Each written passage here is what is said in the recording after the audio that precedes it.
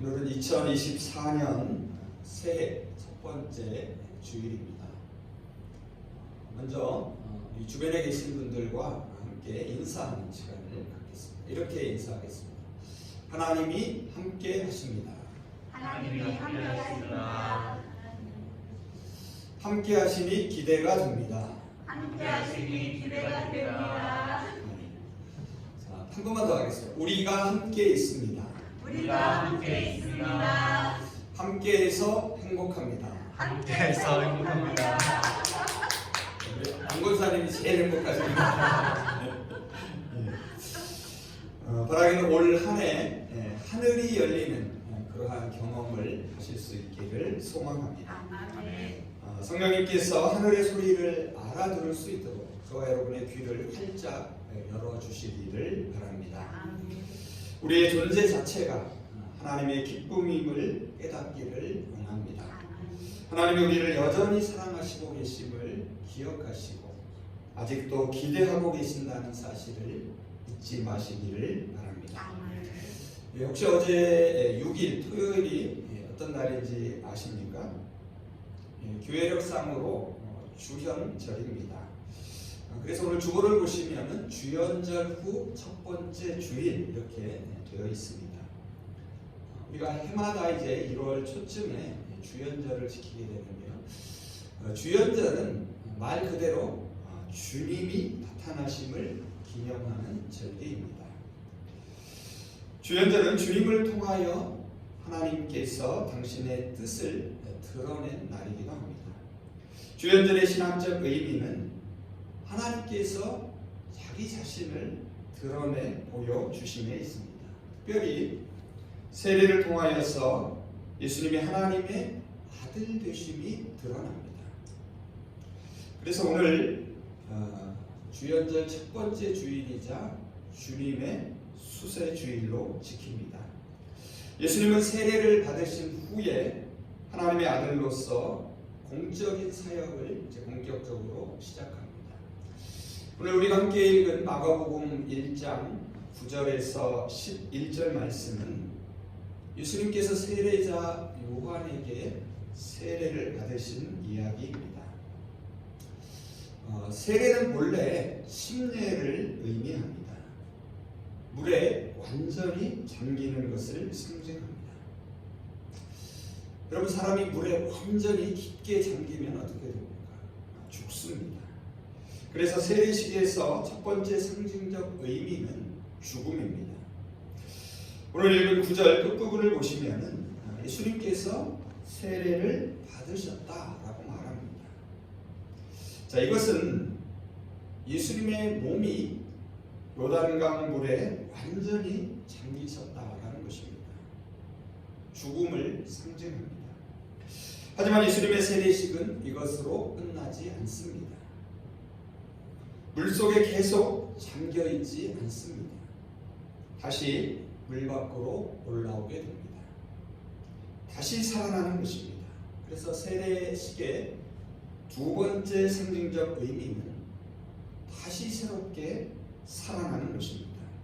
정리해보면 세례는 먼저 옛사람이 죄에 대하여 죽는 것을 의미합니다. 그리고 하나님의 새 사람, 새 생명으로 다시 태어나는 것을 의미합니다. 이어지는 10절과 11절을 보시면 예수님께서 세례를 받으실 때에 일어난 세 가지 현상을 자세히 묘사합니다. 자, 어떤 일이 일어났는지를 살피기에 앞서서 우리가 분명히 기억할 것이 있습니다. 그것은 바로 이 세 가지 현상이 예수님께서 물에서 막 올라오실 때에 발생했다는 점입니다. 앞서 언급한 것처럼 예수님이 물에서 올라오셨다라는 것은 물속에서 이미 죽었고 물 밖으로 올라오심으로 다시 새롭게 살아나셨음을 말해줍니다. 즉, 이 세 가지 현상은 하나님의 생명으로 다시 살아난 존재에게 나타나는 것입니다. 자, 먼저 첫 번째 현상은 하늘이 갈라지는 사건입니다. 10절 상반절을 한번 보시기 바랍니다. 제가 새번역 성경으로 읽습니다. 예수께서 물속에서 막 올라오시는데 하늘이 갈라지고, 여기서 갈라졌다라는 말을 원문에서 그대로 직역해 보면 찢어졌다라는 말입니다. 자, 그런데 이 갈라짐으로 번역된 말이 마가복음에서는 두 차례 등장합니다. 여기서 한 번 등장하고요. 또 한 번은 맨 뒷부분, 끝부분으로 가보면 마가복음 15장 38절에서 다시 등장합니다. 예수님께서 십자가에서 숨을 거두셨을 때에 그때의 성전 휘장이 어떻게 됩니까? 위에서 아래까지 두 폭으로 찢어졌다라고 말합니다. 당시 사람들은 하늘을 하나님의 현존과 피조 세계를 나누는 휘장처럼 생각했습니다. 자, 이 땅은 우리가 살고 있는 공간과 시간과 물질의 세계입니다. 반면에 하늘은 하나님의 영역으로 생각했습니다. 여기서 하늘은 단순히 공간적으로 저 꼭대기 위에 있는 물리적 장소만을 말하는 것이 아닙니다. 하늘은 우리 일상의 삶 이면에 있는 보이지 않는 하나님의 영역을 의미합니다. 하늘은 평소 우리 인간의 눈으로는 볼 수 없도록 가리워져 있습니다. 아무도 그것을 열어볼 수 없습니다. 하늘은 스스로 드러냅니다. 그래서 여러분 10절을 자세히 보시면 어떤 사람이 하늘을 가른 것이 아닙니다. 하늘이 스스로 갈라졌습니다. 누가 한 것입니까? 하나님께서 하신 것입니다. 자, 이것을 신학적 용어로 계시라고 말합니다. 결국 하늘이 열리는 계시의 사건이 일어납니다. 오늘 설교의 제목처럼 하늘이 땅과 만나는 사건이 일어납니다. 하나님께서 계획하신 일들이 이제 이 땅에서 사람들 사이에서 일어날 것을 보여줍니다. 하늘이 열림으로써 전혀 다른 실제의 현존 앞에 서게 되는 것입니다. 다음 두 번째 사건은 하늘이 갈라지고 나서 성령이 비둘기같이 임한 것입니다. 성령 강림 사건입니다. 이것은 눈으로 볼 수 있는 시각적인 사건입니다. 10절 하반절을 한번 보시기 바랍니다. 성령이 비둘기같이 자기에게 내려오는 것을 보셨다. 예수님은 자기 자신에게 내려오는 성령을 보십니다. 자, 여기서 성령이 비둘기같이 내려오는 것은 예수님의 공생애와 하나님 나라의 도래를 보여주는 표지입니다. 여러분 구약을 읽어보시면 이제 비둘기가 등장하는 장면들이 있습니다. 구약에서 비둘기는 창조나 새로운 존재, 새로운 시대의 출현을 상징하는 의미를 갖습니다. 물론 세상을 심판하는 노아의 홍수 이야기에도 비둘기가 등장합니다. 지면위를 나는 비둘기는 홍수 이후 새로운 세계의 모습을 알려주는 전령이었습니다. 천지 창조를 이야기하는 창세기 1장 2절을 보시면 여러분이 잘 아는 말씀이 있습니다. 하나님의 영이 수면 위에 운행하시더라. 자, 그런데 유대 납비들은 하나님의 영이 깊은 물 위를 운행하는 것을 비둘기가 나는 것으로 해석합니다. 그래서 하나님의 영이 비둘기처럼 내려앉은 것은 창조의 성막을 보여줍니다. 성령이 비둘기같이 예수님에게 내려앉은 것도 예수님이 하나님과 사람들 앞에서 새로운 존재로 드러남을 보여줍니다. 성령은 예수님을 통하여 하나님이 통치하며 다스리는 새로운 세상을 만들어 가십니다. 성령이 비둘기같이 내려오는 장면에서 우리가 주목할 것은 성령이 예수님 위에 임하셨다라는 사실입니다. 그리고 그 성령이 무엇인가를 새롭게 창조하는, 만들어가는 창조의 영이라는 사실입니다. 마지막 세 번째는 하늘로부터 나는 소리입니다. 이것은 청각적인 사건입니다. 11절을 한번 보시기 바랍니다. 하늘로부터 소리가 나기를 너는 내 사랑하는 아들이라 내가 너를 기뻐하노라. 그런데 모든 사람들이 이 하늘의 소리를 들은 것이 아닙니다.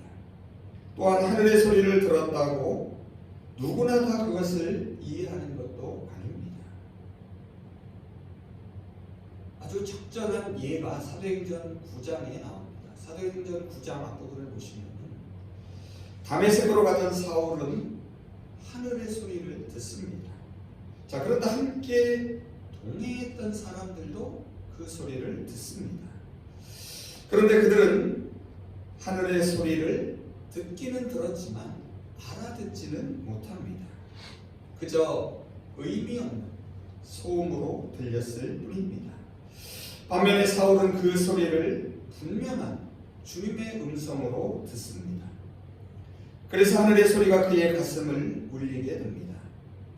예수님이 세례를 받으실 때에 하늘로부터 소리가 났습니다. 그 소리는 오직 예수님에게만 들리고 예수님만이 알아들으셨습니다. 왜 그렇습니까? 오늘 11절을 보시면 뭐라고 말합니까? 너는 내 사랑하는 아들이라 내가 너를 기뻐하노라. 하늘에서 비둘기같이 임한 성령이 하늘의 소리를 알아듣게 하셨습니다. 성령은 하늘의 소리를 알아듣게 합니다. 우리는 마음의 청력, 영혼의 청력을 키워야 합니다. 마음의 청력은 우리의 마음을 비울 때에 회복됩니다. 마음을 비우는 것은 무엇입니까? 자기 자신을 낮추는 것이고 자기 자신을 죽이는 것입니다. 물속으로 들어가 완전히 잠기는 것입니다. 그럴 때 거기로부터 하나님은 우리를 다시 일으켜 세우십니다. 물 밖으로 건져내십니다. 새 생명으로 다시 태어나게 하십니다. 그리고 이 새로운 존재 자체가 아버지 하나님의 기쁘심이라는 사실을 깨닫게 합니다. 이제 말씀을 정리해 보겠습니다. 오늘은 2024년 첫 번째 주일입니다. 우리는 새해를 이제 막 시작했습니다.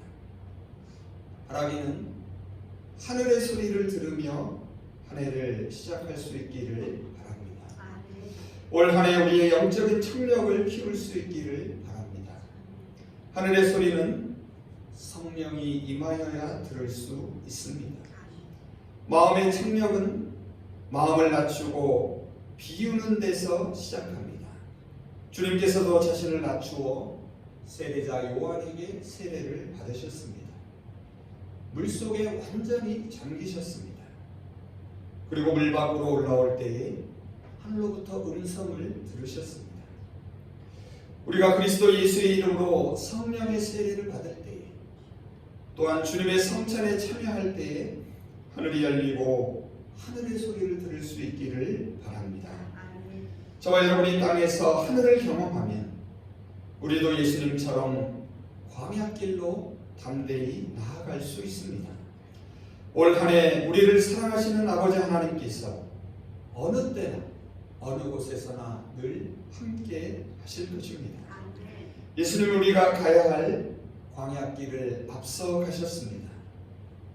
사랑의 말, 생명의 말씀을 들으셨기에 그 길을 넉넉히 가실 수 있었습니다. 새해를 시작하며 우리 자신을 겸손히 낮춥니다. 겸손한 사람은 어떤 사람입니까? 겸손한 사람은 기다리는 사람입니다. 기다리는 사람은 어떤 사람입니까? 기다리는 사람은 믿음의 사람입니다. 믿음의 사람은 어떤 사람입니까? 믿음의 사람은 소망의 사람입니다. 소망 가운데 마음을 열고 하늘의 소리를 듣기를 소망합니다. 내가 누구인지, 우리가 어떤 존재인지를 분명히 알고서 한 해의 첫걸음을 내딛기를 바랍니다. 저와 여러분 모두는 예수 그리스도 안에 있는 새로운 존재들입니다. 우리 그리스도인들은 하나님의 사랑을 먹고 하나님의 기쁨이 되는 존재들입니다. 성령은 새롭게 하는 힘입니다. 성령은 다시 시작할 수 있는 용기입니다. 성령은 새로운 길을 끝까지 걷게 하는 원동력입니다. 하나님께서 우리를 사랑하시기에 그 길을 걸을 수 있습니다. 하나님이 우리를 기뻐하시기에 그 길을 포기하지 않습니다. 성령님이 오늘도 이 사실을 깨닫게 하시고 느끼게 하시기를 원합니다. 우리 모두 마지막으로 하늘의 소리를 들을 수 있기를 바랍니다. 너는 내 사랑하는 아들이요 딸이라. 내가 너를 기뻐하노라. 아멘. 기도하겠습니다. 새해의 문을 여시고 새롭게 시작하게 하시는 하나님, 하늘을 여시고 성령으로 임하시고 말씀으로 임하심을 감사드립니다. 하나님의 영이 임하는 곳, 하늘과 땅이 만나는 곳에서 저희는 다시 시작할 수 있습니다. 하늘의 소리가 들리는 곳에서 저희가 누구인지를 깨닫게 됩니다. 저희는 하나님이 기뻐하시는 존재들입니다. 하나님이 저희를 그리스도 안에 있는 존재로 보시고 사랑하심을 깨닫습니다. 하나님의 사랑이 저희를 겸손하게 하시고 하나님의 사랑이 낮아지게 하시며 하나님을 사랑하며 하나님이 사랑하는 사람들을 사랑하며 살아가는 원동력이 되게 하여 주시옵소서. 예수 그리스도의 이름으로 기도합니다. 아멘.